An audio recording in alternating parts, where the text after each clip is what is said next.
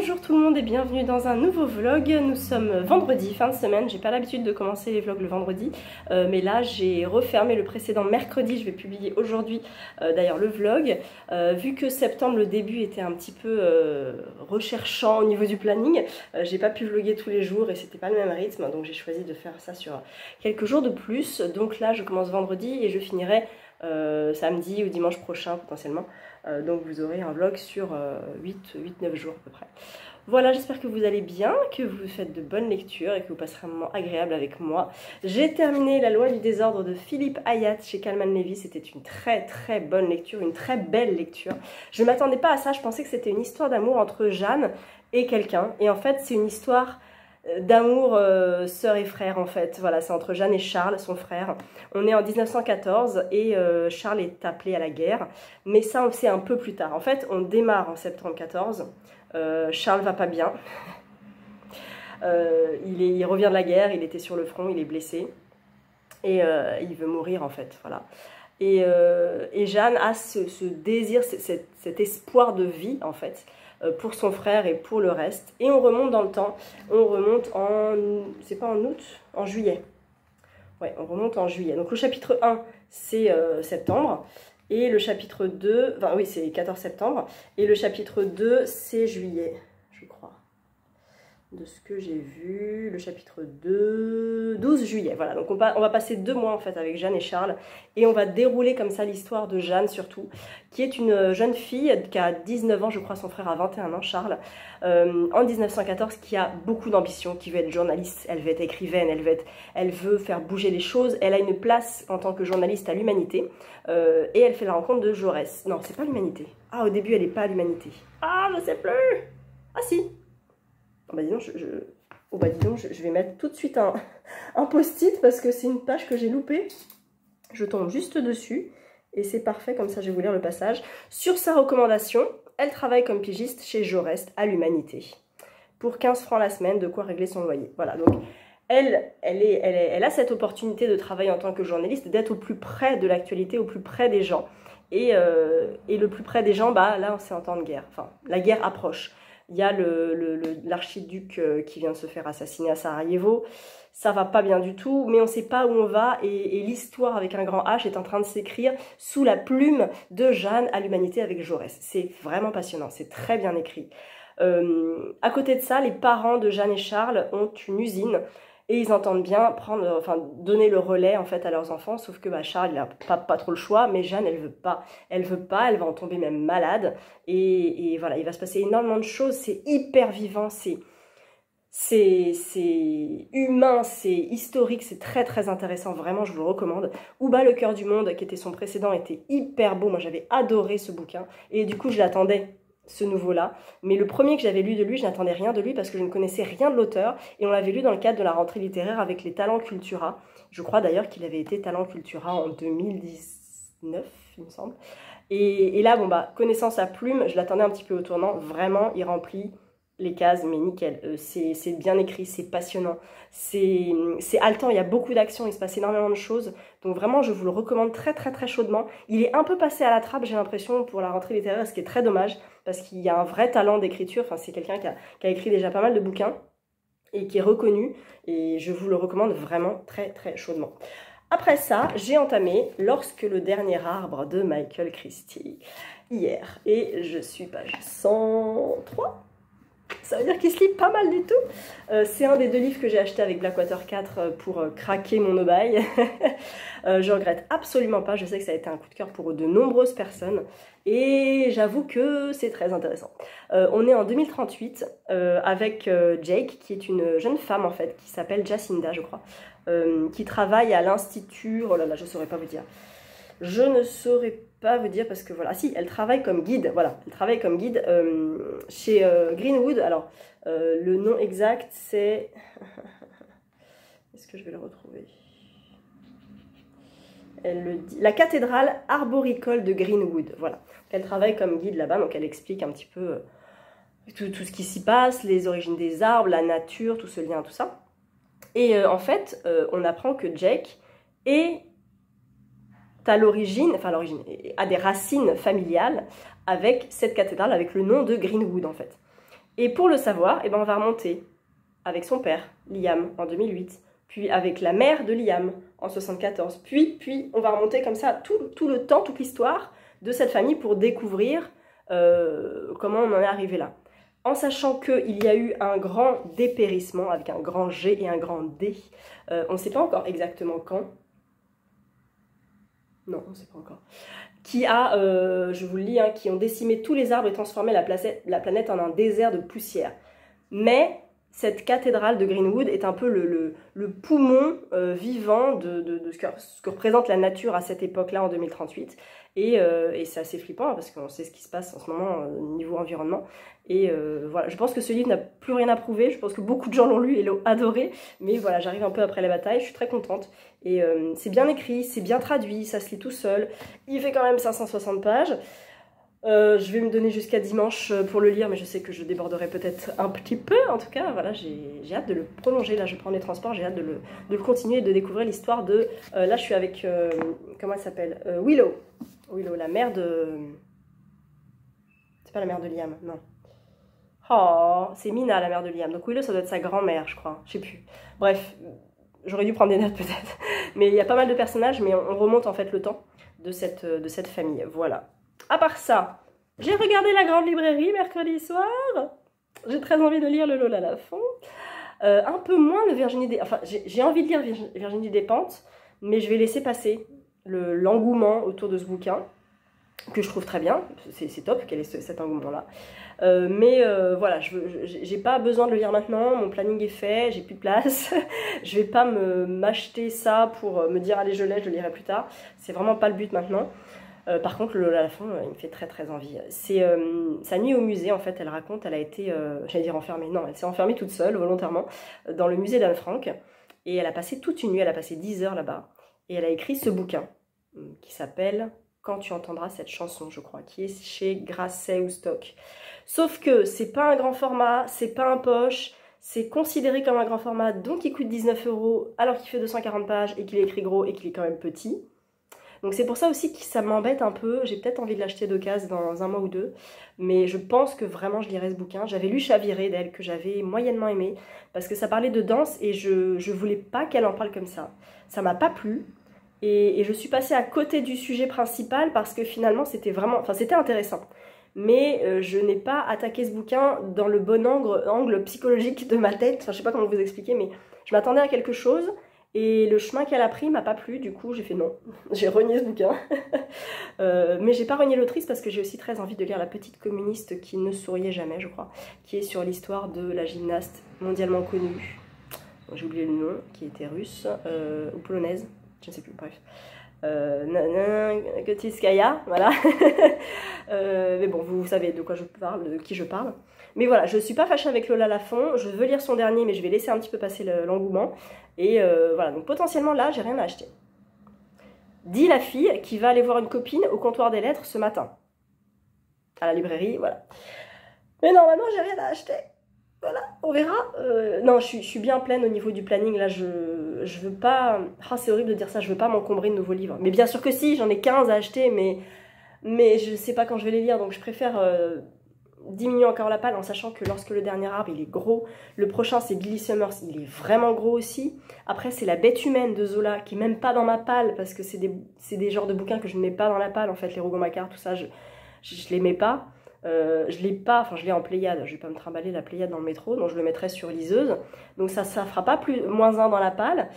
Station Eleven, je vais pas le finir tout de suite, donc là vraiment la palle elle va un peu stagner je pense, en sachant que a priori je vais en recevoir, parce qu'il y en a 2 qui sortent chez Pocket, mais ils sont programmés, donc ça va faire plus 2 dans la palle, donc voilà, je me dis, j'ai quand même fait 70 jours de no-buy. Ça serait dommage d'en acheter 5 d'un coup en fait. Voilà, donc on va essayer de tenir un petit peu. Le programme est très chargé aujourd'hui en dehors de la librairie, j'ai plein de trucs à faire. Ce week-end va être plus calme, mais je ne sais pas ce que va donner ce week-end justement avec mon fils notamment. S'il va être sage ou pas, si je pourrai lire ou pas. Et puis la semaine prochaine, c'est encore une semaine tranquille, je reprends pas le boulot tout de suite. Donc normalement j'aurai le temps de lire. Voilà, j'espère que vous allez bien et que vous faites de bonnes lectures.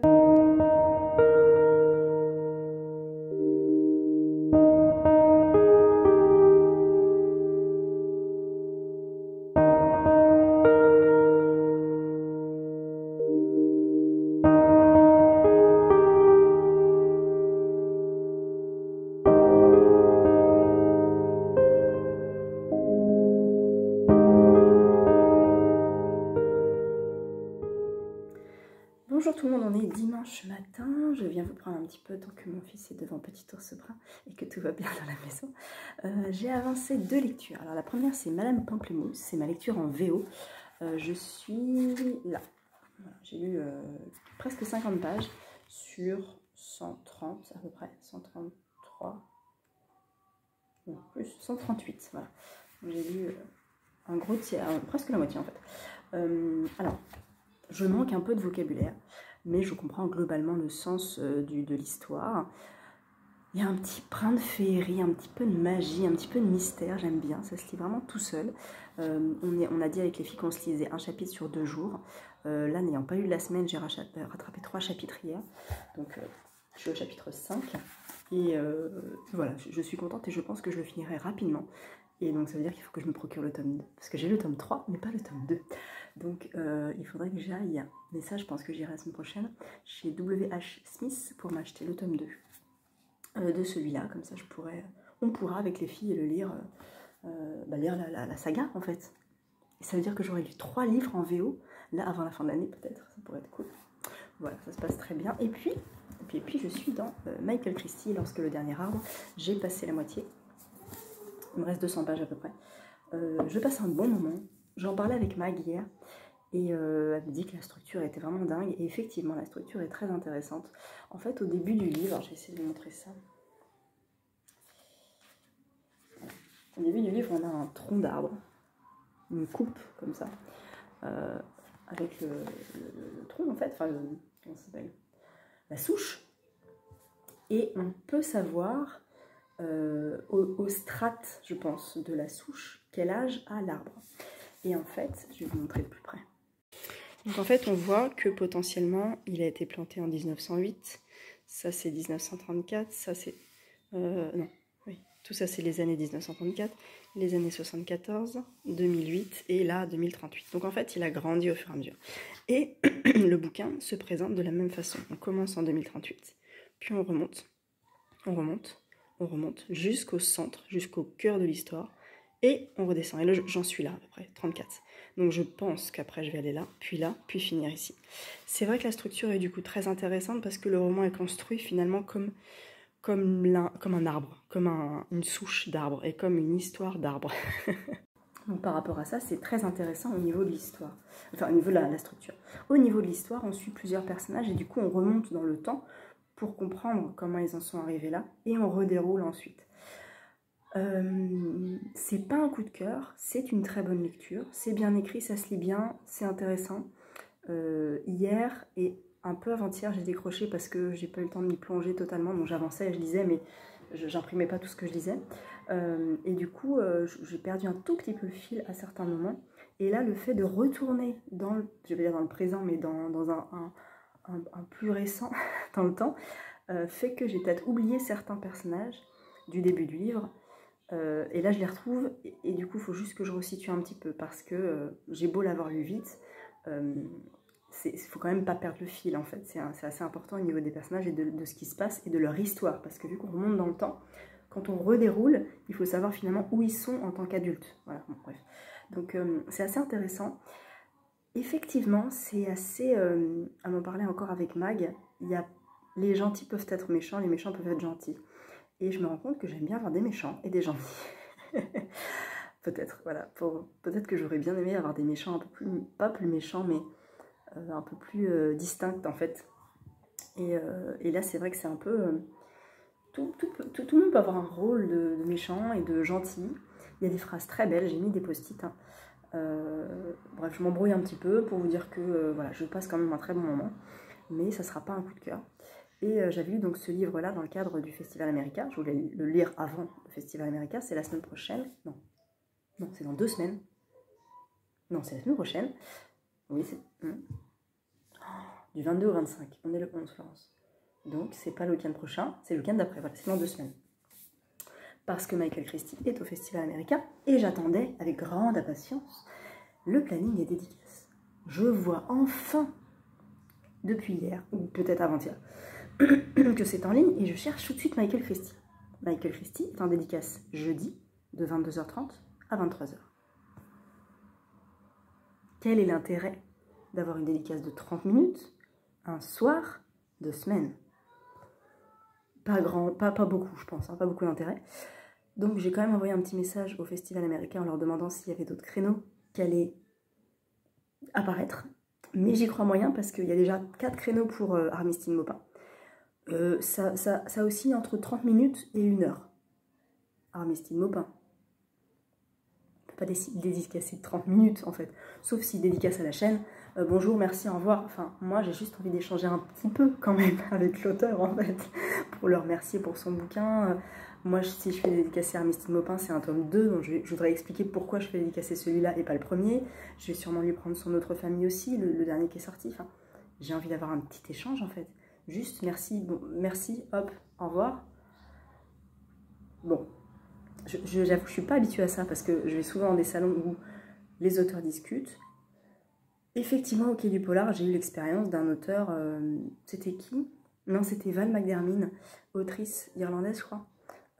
Assez connue apparemment, qui dédicaçait, mais c'était sa traductrice qui donnait le prénom et tout. Enfin, il y a des auteurs comme ça. Dolores Redondo aussi, elle parlait pas français, donc le dialogue est compliqué, bien sûr. Mais avec des auteurs comme Armistice Maupin, que je ne sais même pas s'il est déjà venu en France, peut-être, mais c'est quand même une bombe, ce gars. Enfin, pas une bombe, mais c'est dans le monde de la littérature, les Chroniques de San Francisco, c'est un classique, quoi. Donc le voir, c'est top. Mais juste de rien échanger, de dire bonjour, merci, au revoir, c'est un peu frustrant quand même. Mais en même temps, je me dis en une demi-heure, oui, s'il en fait à la chaîne, il peut en faire 100 en fait. Donc je sais pas. Il y a 4 créneaux pour lui. Et Leila Motley, il y a 2-3 créneaux aussi de une demi-heure, 1 heure et quart, je crois. Mais c'est pas fou en fait. Et c'est vrai qu'on est habitué à Saint-Maur avec des demi-journées ou des journées complètes où les auteurs dédicacent. Là, bon. Je me dis j'irai plus pour les conférences que pour les dédicaces, tant pis, et en même temps c'est pas grave parce que j'y allais pour Michael Christie, Armistice Maupin et Leila Motley. Si Michael Christie n'est là qu'une demi-heure le jeudi soir, ça m'évite de le prendre dans mon sac, c'est un bouquin en moins gros dans mon sac, donc ça me va. Armistice Maupin, bon, moi c'est prévu, Leila Motley, c'est pas grave si je les vois pas en fait. Mais, tu dis ils sont là, c'est quand même dommage, j'irai les voir en conférence, donc j'irai les voir parler aussi de toute façon. Même s'il n'y a pas d'échange direct avec moi, je pourrais les voir débattre sur un sujet intéressant, donc je pense que je vais plutôt faire ça. Donc voilà, mais c'était vraiment la surprise du jour hier. Je me suis dit, ah ouais, 30 minutes, jeudi soir, à 22h30. Non mais... Bref, j'attends de voir quand même quelques jours, parce que c'est dans 2 semaines, donc les plannings ont le temps de changer, de se développer un peu plus, mais là, j'étais un petit peu surprise, j'avoue. Et je réfléchissais ce matin, je regardais la vidéo de Maïté, Mademoiselle Lee, qui parlait de ses tops et flops de la rentrée du mois de fin août, début septembre, tout ça. Et elle parlait d'un Caroline Five, je crois, que j'ai assez vu passer. Et il y en a un autre dans la collection Gallimard qui me tente, de Stéphane Carlier, qui s'appelle Clara Lee Proust, je crois. Et j'avais pas fait attention à ce roman, et en lisant une chronique sur Instagram, je me suis dit, hey, ça a l'air vraiment cool. Et je me suis dit, ouais, mais c'est Gallimard, toujours un peu cher. Et en fait, je me suis posé la question, et je m'étais déjà fait la réflexion l'année dernière, quand je lis, alors je lis peu de Gallimard, j'en lis 2, je crois, j'ai Filles et Les enfants seront rois de Delphine de Vigan. Mais quand on lit un Gallimard comme ça, il y a une espèce de prestige quand on lit. Je m'étais déjà fait la réflexion, et c'est vrai que c'est pas un peu pareil, par exemple, pour Albin Michel. Il y a un confort de lecture, il y a, je sais pas, c'est soigné, tout ça. Alors, on s'en fiche que ça soit un poche, un grand format, que ça soit neuf ou d'occasion, l'important c'est ce qu'il y a dedans, bien sûr. Mais au niveau du confort de lecture, parfois, je me dis que, enfin, disons, voilà, le Stéphane Carlier, j'ai envie de le tenter et j'ai envie de l'apprécier. Et je me dis, s'il avait été publié en poche ou livre de poche, n'importe quoi, est-ce que j'aurais eu le même ressenti qu'un livre de la Pléiade, par exemple? Quand je lis un Zola, je peux le lire sur liseuse, sur Pléiade, sur le Cercle du Bibliophile, mes bouquins rouges que j'ai, en poche, peu importe, c'est du Zola, j'aimerais de toute façon. Mais un livre d'un auteur ou d'une autrice que je ne connais pas, est-ce que le lire dans une maison d'édition un peu plus prestigieuse, j'aime pas ça, mais avec un confort de lecture particulier, avec un soin apporté à l'édition, fait que je l'aimerais plus que s'il était publié dans une autre maison d'édition. Et en même temps, j'aime pas ce débat parce que ça veut rien, enfin c'est pas ce que ça veut rien dire, mais encore une fois, c'est le fond qui importe, c'est pas la forme. Mais ouais, je me pose la question, je me dis, tiens, est-ce que Gallimard rend les gens addicts à leurs livres? Bref, voilà, c'est une question comme ça. Je lance la question. Est-ce que vous aussi, vous aimez le confort de lecture d'un livre? Quelle maison d'édition vous préférez au niveau confort de lecture? J'entends parler de ça pas mal en ce moment parce que les éditions Hurlevent, menées par Alexia, Sarah et Marion, ont publié donc le livre de Sarah, Le cœur singulier de Millie Davis, je crois. C'est un gros bouquin, un barque très très beau, magnifique. Et quand on l'ouvre, il y a un confort aussi parce que le livre s'ouvre bien, il se casse pas, il est très beau. Et il y a un vrai travail, pas éditorial, mais il y a un soin apporté à l'objet livre. Donc c'est important et c'est intéressant. Donc je pense qu'il y a peut-être deux écoles de ceux qui aiment le confort de lecture et ceux qui n'en ont rien à faire, qui achètent tous leurs bouquins en boîte à livres ou en bouquinerie, tout ça, les bouquins défoncés, pétés au niveau du dos, et ça n'a aucune importance, et tant mieux. Et en même temps, je prends un exemple pur à moi, si c'est un homme de Primo Levi, j'ai mon édition de terminale, elle est défoncée, et je ne pourrais pas lire Si c'est un homme sur un autre support en fait. Je veux ça, je veux ce bouquin-là parce qu'il a trop d'histoire pour moi en fait. Donc, je suis un peu schizo, non? Bref, parlez-moi de votre confort de lecture. Nous sommes lundi et je viens de terminer lorsque le dernier arbre, oui, j'allais dire lorsque le premier arbre, mais non, lorsque le dernier arbre de Michael Christie chez Albin Michel. C'est pas un coup de cœur, mais c'était vraiment une très très bonne lecture. Désolée, vous êtes posé sur le circuit à billes de mon fils. C'est le truc. J'ai la flemme de bouger en fait. Donc très très très bonne lecture, très belle construction, puisque je vous l'avais dit, on part de 2038 pour aller jusqu'à 1908, voilà, pour redescendre après jusqu'en 2038. Donc 2038, alors 2038, 2008, 74, 34, 1908, et après on redescend pour la fin en 2038.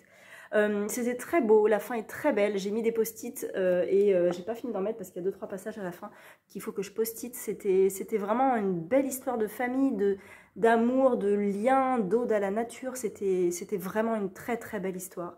Mais j'ai trouvé quand même des longueurs, il est assez long.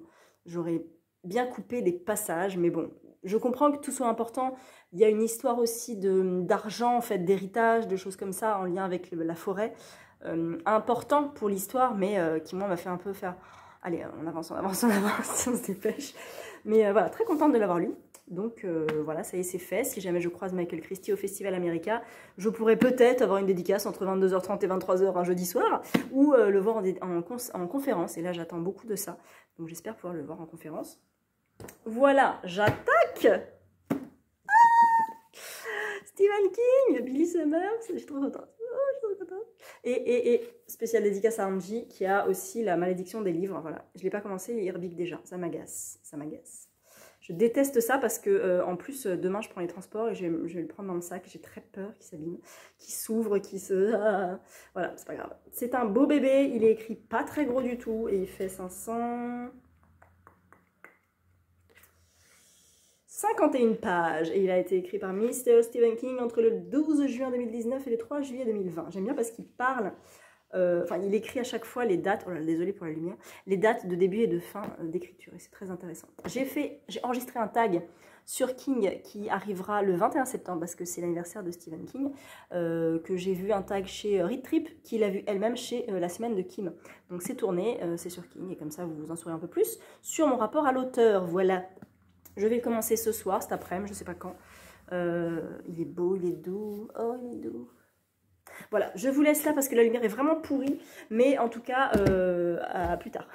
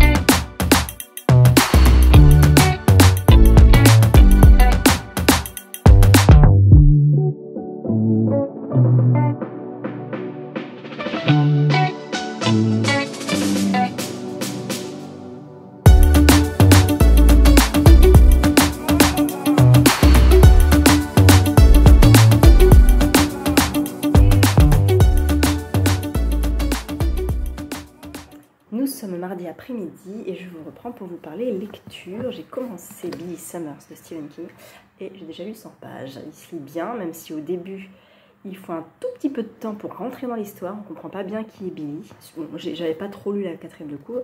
Billy est un espèce de tueur à gages en fait. Il fait le sale boulot, mais il essaie de le faire bien et discrètement et correctement. C'est voilà, l'histoire d'un type bien qui fait le sale boulot. Là, il est réquisitionné pour une grosse affaire, pour un meurtre. Et il doit tuer un homme qui va être transféré au tribunal. Et donc, ça veut dire qu'il a une couverture, qu'il a un agent qui va le couvrir. Il va se faire passer pour un écrivain. Et on découvre qu'il a un logement à lui, tout ça, nouveau nom, nouvelles identités. Donc voilà, ça se met en place. Et il commence à écrire, parce qu'il se dit après tout, si mon personnage doit écrire, autant que j'écrive quelque chose. Et il commence à écrire, et là ça devient vraiment intéressant, parce que je pense que King va développer cet aspect-là. On le voit dans la couverture, hein, il y a des écritures, tout ça. Je pense que ça peut être vraiment très intéressant, parce que ce qu'il écrit lui revient en mémoire comme ce qu'il a vécu. Donc voilà, j'en attends beaucoup. J'ai dans mon livre un très beau marque-page.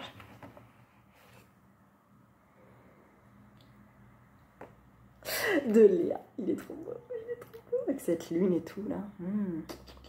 Une maison un peu psychose je trouve, ou maison hantée dans Disney, mais elle est trop belle. Et j'ai reçu, j'ai reçu aussi 2 beaux marque-pages d'automne, Feeling Cozy, je sais pas si vous allez bien voir, recto verso ils sont identiques, et voilà, ils sont très très beaux, merci encore beaucoup Léa. Sinon, je vous ai mis des petits plans ce matin. Je suis allée à la librairie de Flora Lee. Je sais pas si vous voyez bien. Comme ça, c'est mieux. Voilà. C'est rue Mouton du Vernet dans Paris, dans le 14e. C'est ouvert toute la semaine et le samedi également. Et on y trouve beaucoup de choses, plein de titres, des petits thés à boire et des petits morceaux de gâteaux au chocolat, cookies et autres à manger. C'est très sympa, donc allez y faire un tour si jamais ça vous botte. Il y a beaucoup de choix et moi j'ai craqué, mais j'ai craqué raisonnablement, dans le sens où j'ai acheté un essai, donc je ne mets pas les essais dans la palle.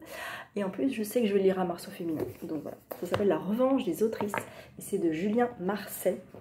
C'est chez Payot et je l'ai vu sur le compte Sorcière Littéraire sur Instagram. Si vous ne la connaissez pas, allez-y, elle a plein de belles recommandations d'autrices et de livres féministes. Celui-là me tentait parce que je l'ai vu il y a quelques jours et quand je l'ai vu là, je me suis dit vas-y, c'est l'occasion, ça rentre pas dans la palle. Et ça parle de l'invisibilisation des femmes en littérature. J'étais obligée de le prendre. Il fait 250 pages à peu près. Il a l'air bien documenté, très bien renseigné.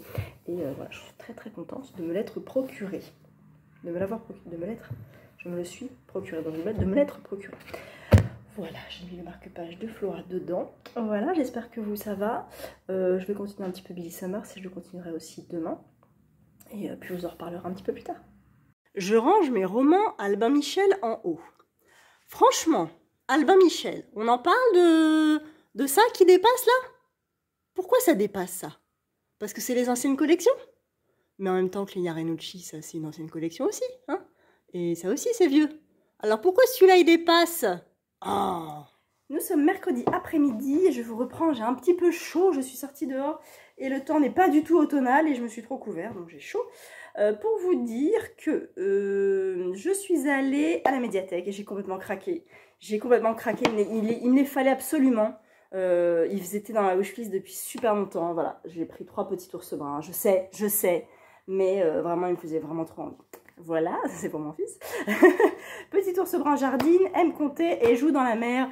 Ça fait des histoires du soir et c'est parfait. Et j'ai pris aussi Je suis une fille sans histoire de Alice Zeniter, dont j'entends beaucoup parler, que je n'ai jamais lu et qui me faisait envie depuis sa sortie, donc je l'ai emprunté et j'ai commencé à lire dans la rue. Voilà, je lis dans la rue, ça ne me dérange pas du tout si c'est tout droit, s'il n'y a personne et pas de crotte de chien, je peux lire.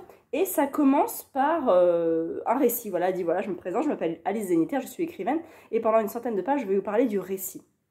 C'est un sujet important pour moi, mais pas uniquement parce que c'est mon métier d'écrire des histoires, mais parce que les histoires, les récits constituent une part énorme de nos existences et qu'on prend peu de temps à les étudier. Voilà, elle parle, donc elle dit c'est l'occasion de partager avec vous quelques réflexions et quelques outils. Donc elle va parler, elle va, je pense, vraiment analyser le texte et c'est assez intéressant. Il fait 100 pages, voilà.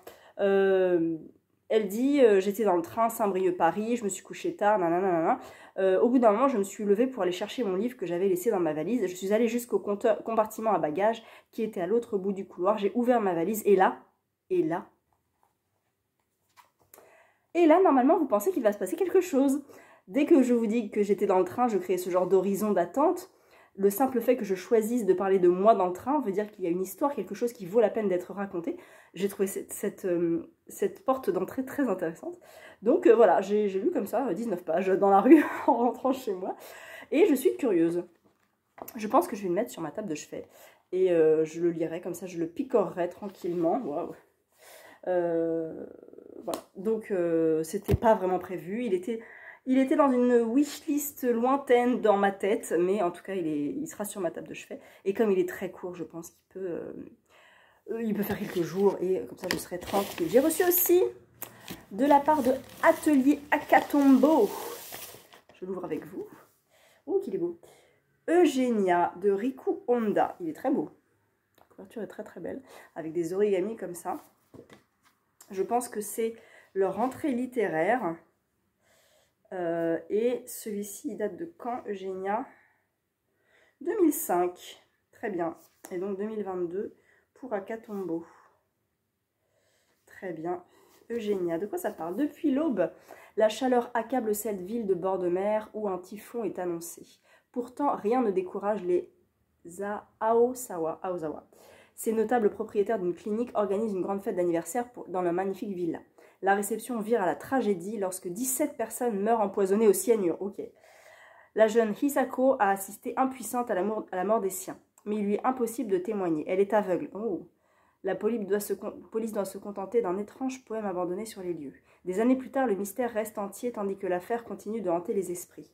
Avant que le temps n'efface tout, l'histoire sera narrée une nouvelle fois par plusieurs voix, discordantes, voire mensongères, celles des témoins, des proches des victimes, des voisins et des enquêteurs.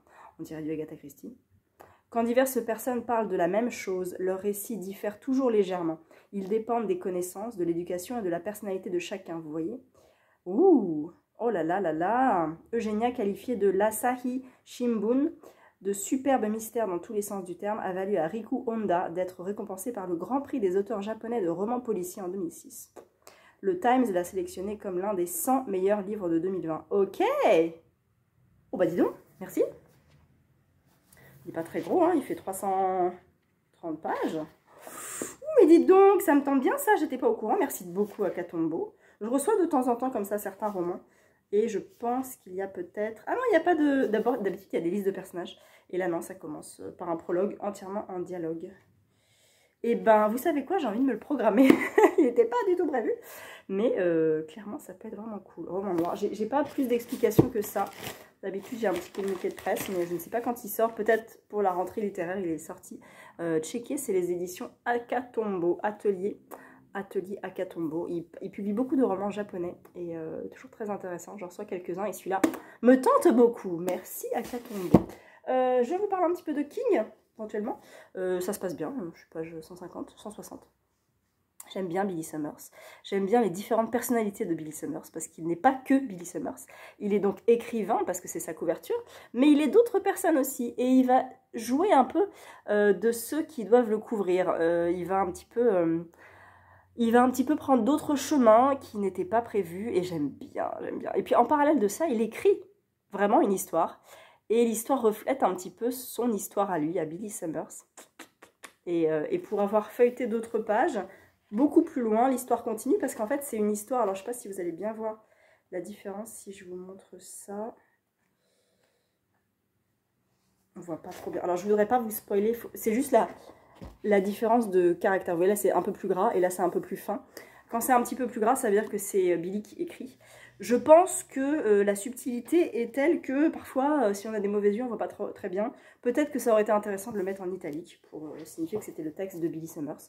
Mais en tout cas, voilà, je passe un bon moment. C'est un King un peu peinard, tranquille. Hein. Il n'y a pas de sang, il n'y a pas de glauque. Bon, on est sur un tueur à gages, mais il attend en fait sa mission. Donc on est dans l'attente. J'ai l'impression d'être un petit peu dans 22-11-63. Pour ceux qui l'ont lu, quand Jack attend que Lee Oswald passe à l'attaque. Et il va s'écouler un certain nombre de mois, voire même d'années. Et il attend, et c'est un peu son rôle d'attendre. Et là, Billy Summers, il attend aussi, donc il doit s'occuper. Et il magouille un peu, j'aime bien. Franchement, j'aime bien. Donc voilà, je suis page 160 sur 560, je crois, oui, 550.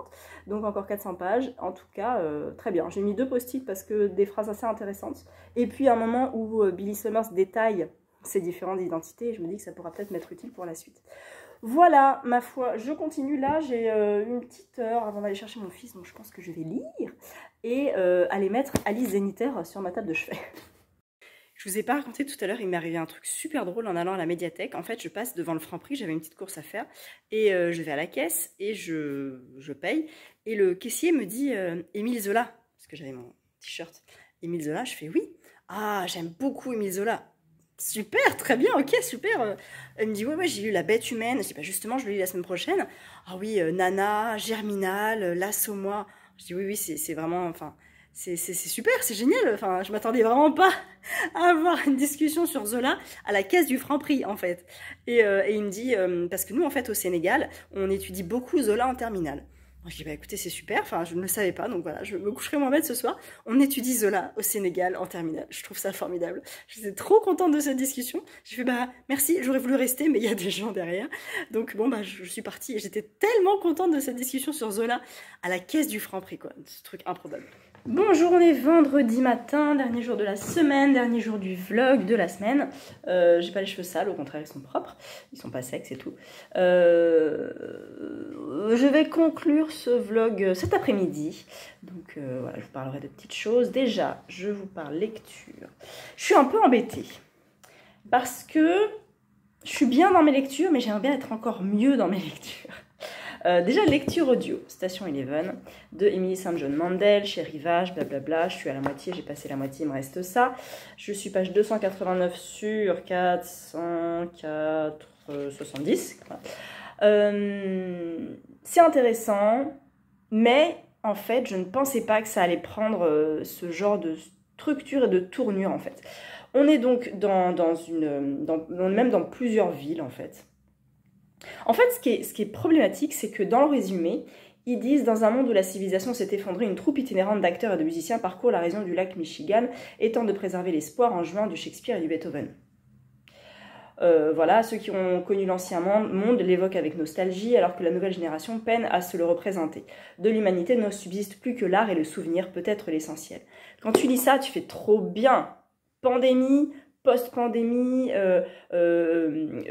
musique, art, spectacle, tout ça, waouh, trop bien. Et en fait, les chapitres sont plus ou moins courts et reviennent dans le passé, puis retournent dans le présent.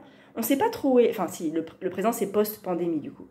On est en 2038, je crois, après la pandémie. Je ne me rappelle plus quand... Je crois que c'est indiqué au début et en fait, je ne me rappelle plus. Donc du coup, on est post-pandémie, mais on est à Toronto, puis on est vers le lac Michigan, on est dans d'autres lieux et on est dans d'autres époques aussi. On suit Arthur qui est un comédien qui meurt sur scène. La pandémie va arriver et puis après on le resuit quelques années avant, il épouse sa première femme, sa femme on va la suivre avant, on va la suivre après, il y a le rôle des paparazzi, il y a un paparazzi qui est important qui va être journaliste et on découvre son rôle avant la pandémie, après la pandémie. C'est intéressant mais peut-être que le fait de l'écouter me perturbe au niveau de la structure. Mais en même temps je me dis qu'en papier je l'aurais peut-être décroché parce que c'est pas passionnant pour moi en fait, je ne sais pas où ça va.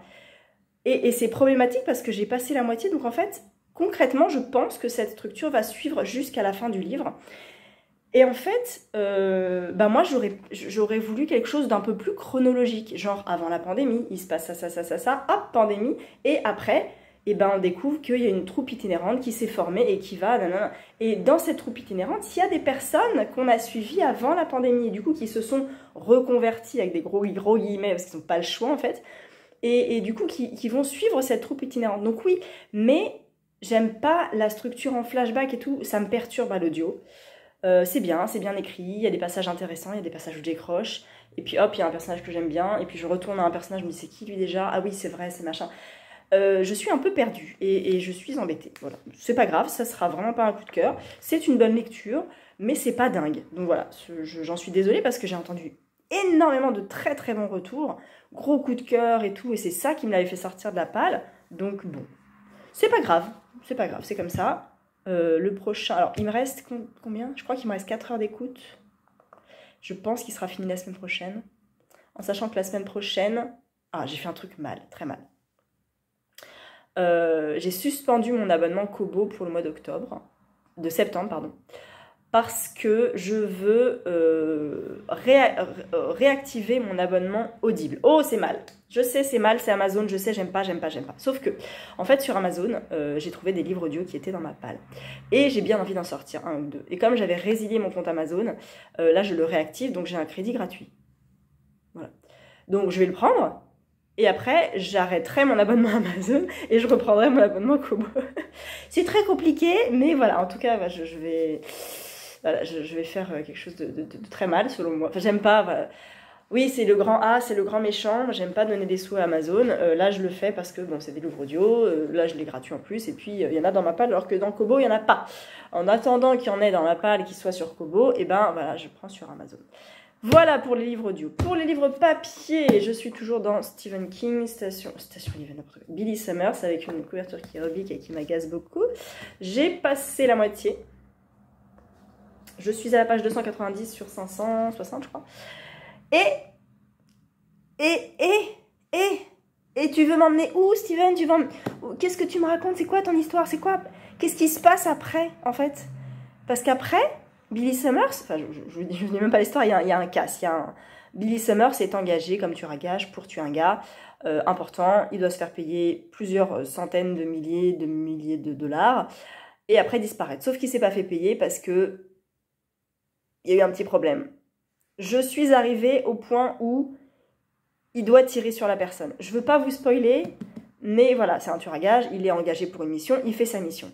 Et sa mission ne se passe pas à la fin du roman, comme j'aurais pu penser, mais plutôt au milieu.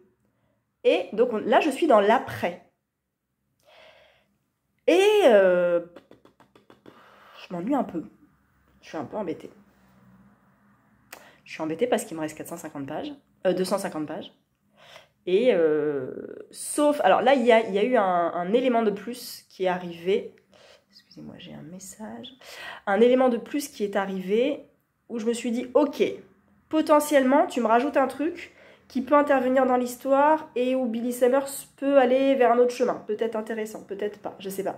Du coup, je sais pas où on va. Il y a zéro fantastique. Vraiment, mais aucun, rien. Il n'y a pas de fantastique, il n'y a pas de glauque, il n'y a pas de sang, il n'y a pas de... Bon, il y a un meurtre, mais enfin, vraiment, il n'y a pas... C'est vraiment pas le principe, le propos. Et... comparé à La Tempête du siècle que j'ai lu il y a 2-3 semaines, par exemple, ça n'a rien à voir, mais rien. Donc je sais pas trop où on va et je suis un petit peu perdue. Voilà. Donc c'est pour ça que je vous dis, bon, les lectures ça va, mais ça pourrait être mieux en fait. Voilà, non pas que je m'ennuie, mais bon. Voilà, en sachant que je voulais le finir dimanche, on est déjà vendredi, je vais essayer de bien l'avancer aujourd'hui, mais bien, enfin il est écrit petit, les pages sont grandes, c'est quand même assez dense. J'aimerais bien lire 100 pages, arriver à la page 400. Aujourd'hui, je voulais arriver à la page 400 hier, je ne suis qu'à la page 290. Ça voudra dire qu'il me restera 150 pages pour le week-end. Je sais pas trop.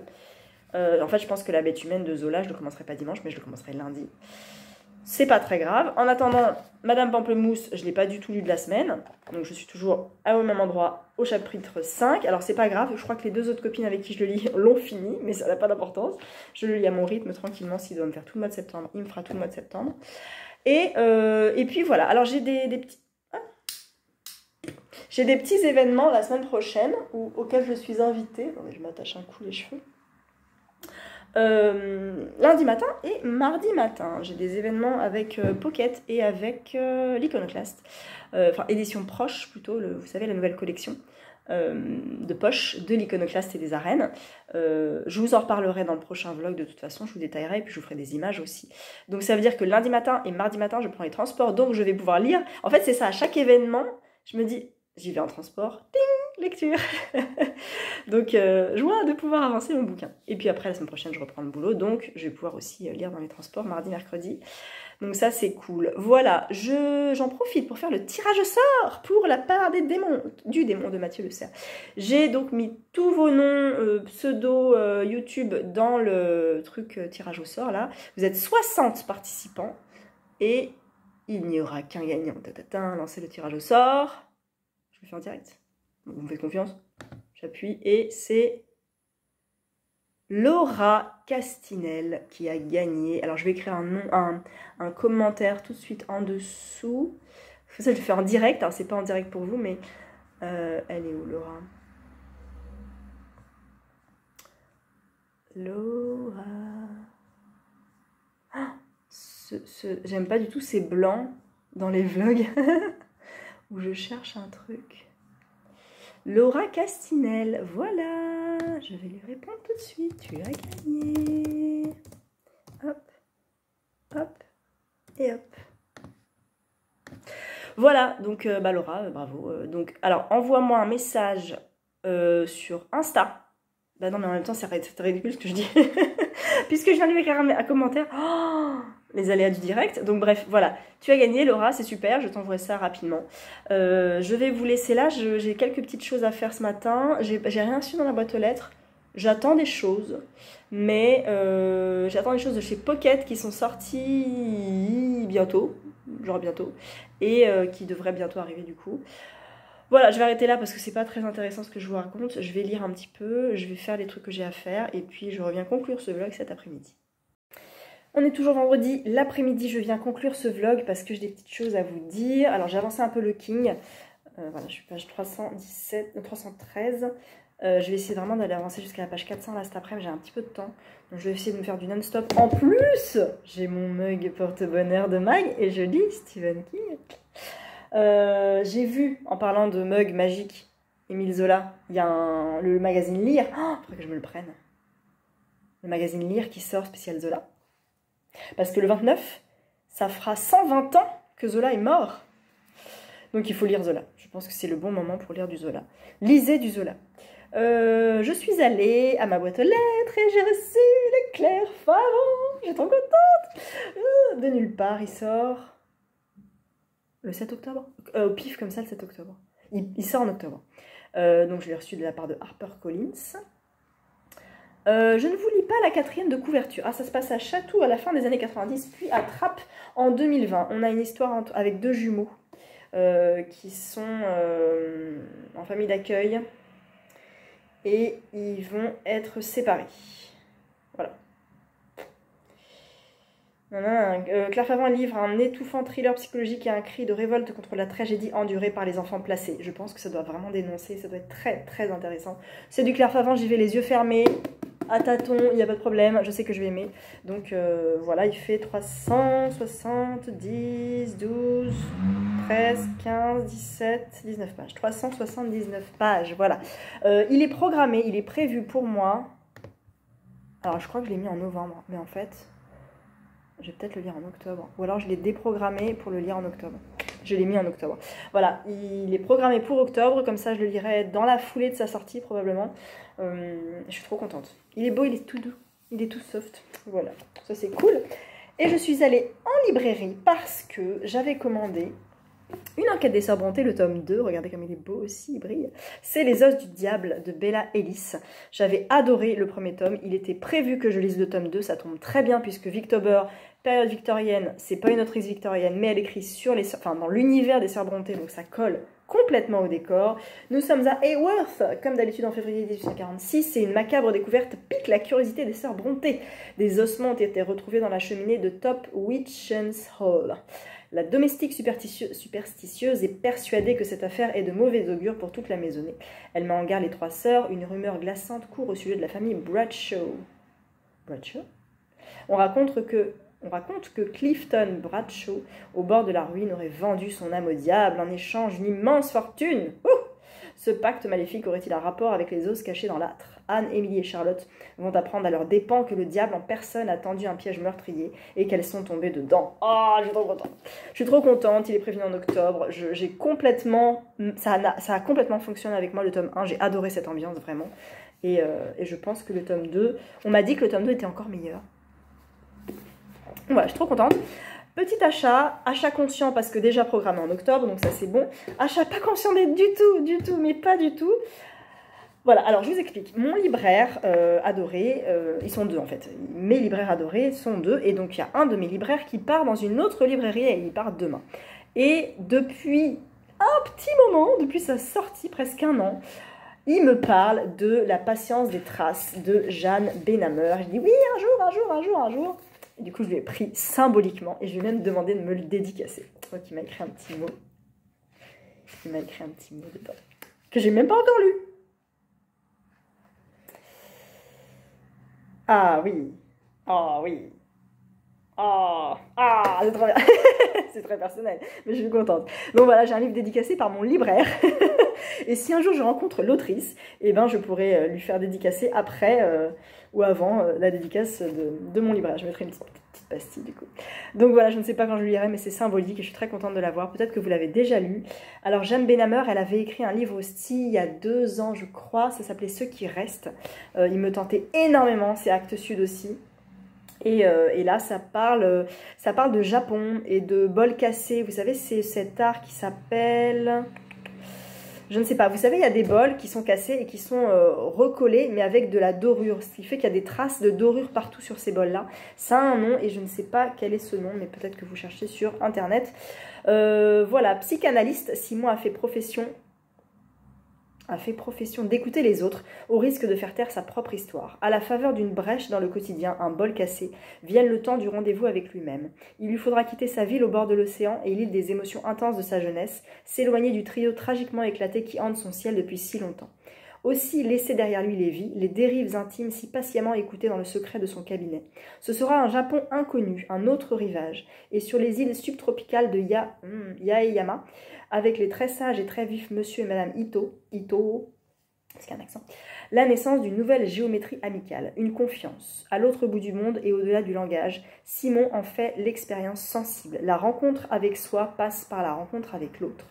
Jeanne Benhammer accompagne un envol, observe le patient travail d'un être qui chemine vers sa liberté dans un livre de vie riche et stratifié. Roman d'apprentissage, de fougue et de feu, histoire d'amitié et d'amour foudroyé, entrée dans la complexité du désir, ode à la nage, à l'eau, au silence et aux rencontres d'une rare justesse. C'est tellement bien dit. Voilà, il n'est pas très long, hein. Il est écrit plutôt gros, il fait 200 pages, franchement... Je suis très contente de l'avoir. Il était prévu depuis bien longtemps, mais pas dans la wishlist, mais dans ma tête. Donc il était prévu, donc je suis très contente aussi. Et puis sur un coup de tête, en l'ayant vu passer comme ça, je ne sais plus où sur Insta, je ne sais plus chez qui, j'ai pris George Orwell, Sommes-nous ce que nous lisons? Vous voyez la taille du truc, hein? Alors c'est écrit pas si petit que ça. Et en plus ça commence... Ah si, souvenir de librairie. Attendez. Ah voilà, il y a plusieurs... chapitre. Souvenirs de librairie, confession d'un critique littéraire, les bons mauvais livres, des livres ou des cigarettes. Et puis après, il y a la vie de George Orwell à la page 51. Donc, du coup, ça s'arrête à la page 50. Voilà. Ça fait partie de ces petits bouquins que tu sais pas trop quand tu les cases. En une après-midi, tu fais, allez hop, c'est parti. Voilà. C'est comme les plis, hein, le pli de Zweig, que je n'ai d'ailleurs pas terminé. J'ai des plis aussi avec Virginia Woolf, Austen et Dickinson. J'ai lu Dickinson? J'ai pas lu Dickinson. Voilà, donc ma foi, c'est plutôt un bon cru, hein. Et puis le Claire Favant, donc plus, alors le Orwell, j'ai pas compté, hein, vous m'excusez, mais plus 3 dans la palle, je suis à 39, je suis pas à 40. Mais, ah si, j'ai eu ça aussi, j'ai eu un cadeau parce que j'ai fini ma carte de fidélité chez mon libraire, donc j'ai tiré au sort un livre et je suis tombée sur une apparition de Sophie Fontanelle. Le nom me dit quelque chose, mais je n'ai jamais lu cette autrice, et là ça parle des cheveux blancs. Donc voilà, si vous l'avez lu, n'hésitez pas à me dire si vous l'avez aimé. Et la couverture, c'est l'autrice apparemment. Voilà. Je ne connais pas du tout. Il est court, hein, il est écrit gros, il est bien espacé, il fait 250 pages. Voilà. Donc pareil, plus 1 dans la palle. Ah bah ça fait 40. Mais je le dirai pas tout de suite. Peut-être je peux ne pas le mettre dans la palle. Vous avez vu cette négociation? Bon, on verra. Bref, je vais boire mon thé, je vais lire King et je referme ce vlog. J'espère qu'il vous a plu et que vous avez passé un bon moment en ma compagnie, que vos wishlists se sont agrandis. Tant que c'est pas les pales, je n'y suis pour rien. Et que vous lisez quoi en ce moment? Hein? Tu lis quoi? Vas-y, dis-moi. Tu tapes là, j'attends. Et puis tu me dis. Voilà. Moi, je retourne à King et je vous souhaite un bon week-end, bon début de semaine, bonne nuit, bonne journée, bonne soirée selon quand vous écoutez et regardez ce vlog. Et je vous dis à très vite.